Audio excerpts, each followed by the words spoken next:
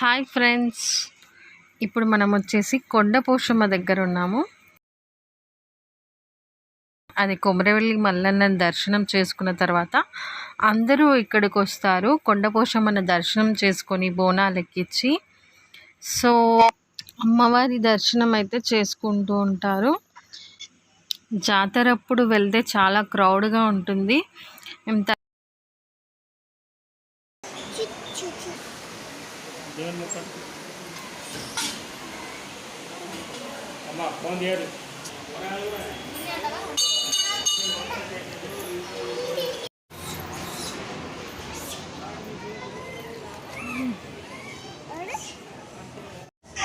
ఇక్కడ అమ్మవారికి వడిబియ్యం అనేది పోస్తారనమాట. సో జాతర అప్పుడు చాలా క్రౌడ్గా ఉంటుంది, నించోడానికి కూడా ప్లేస్ ఉండదు, అలా అయితే ఉంటుంది.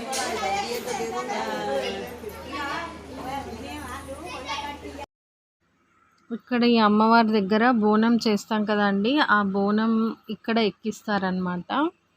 So thank you for watching friends.